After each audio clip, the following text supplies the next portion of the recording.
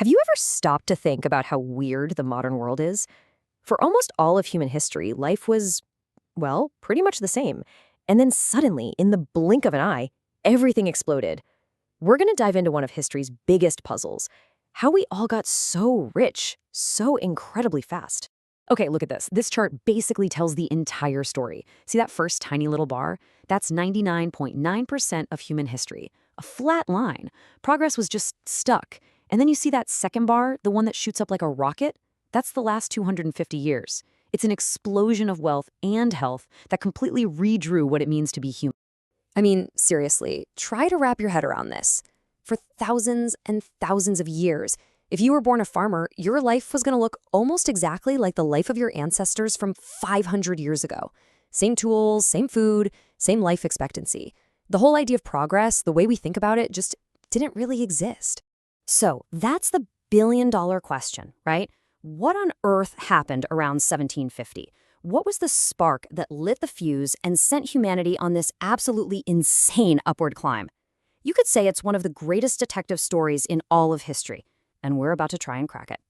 Every good detective story needs a brilliant detective, and in our story, that detective is an economic historian who spent his entire career obsessed with this one question. So let's meet the guy who came up with one of the most powerful explanations for our modern world. And right here, this is our first big clue. It's a description of our detective's work. And there's a phrase in there that just jumps out. Innovation-driven economic growth. Now that might sound a little academic, but trust me, those 4 words are the key that unlocks this entire mystery. And here he is, the man himself, Joel Mokyr. He's the one who meticulously pieced all the evidence together to figure out why, all of a sudden, the world as we know it just burst into existence. His work isn't just about the past, it's about the very engine that powers our lives today. So what was Mokyr's big answer? Well, it wasn't just one thing, like, say, the steam engine. No. His idea was much bigger, much more profound. He argued that what really changed was the system we use for creating and sharing new ideas. He basically discovered a powerful engine of progress, and it has 2 critical parts. He called them macro inventions and micro inventions. So a macro invention is that huge, radical, game-changing idea that comes out of nowhere. Think the very first steam engine, something that creates a whole new category of thing. And then you have micro inventions. Those are all the small, constant improvements that make that big idea better and better over time.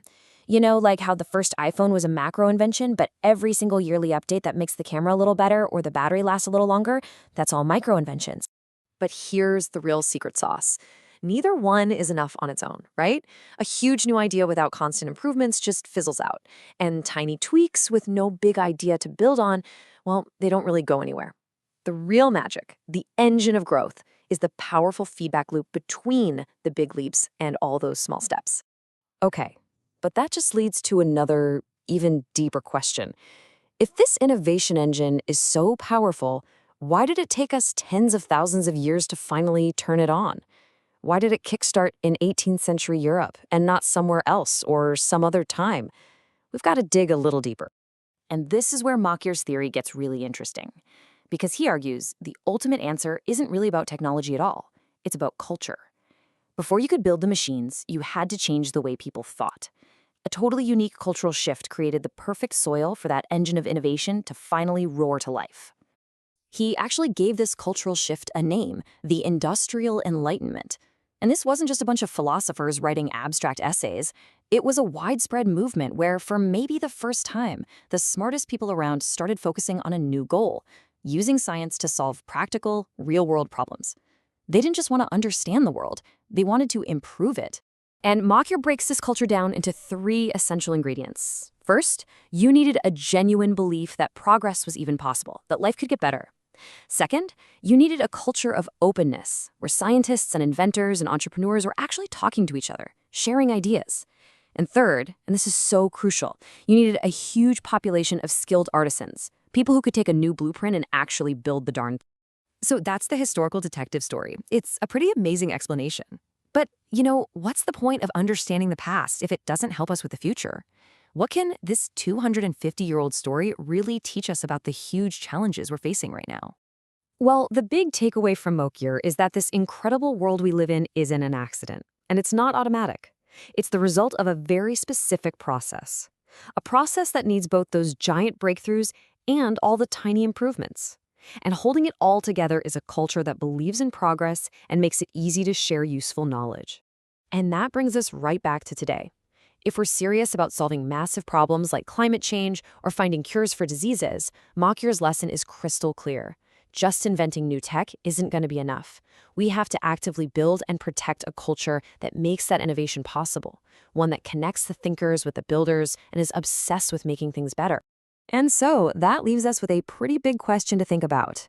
When you look around at our world today, our schools, our companies, the way we talk to each other online, do we still have those key ingredients?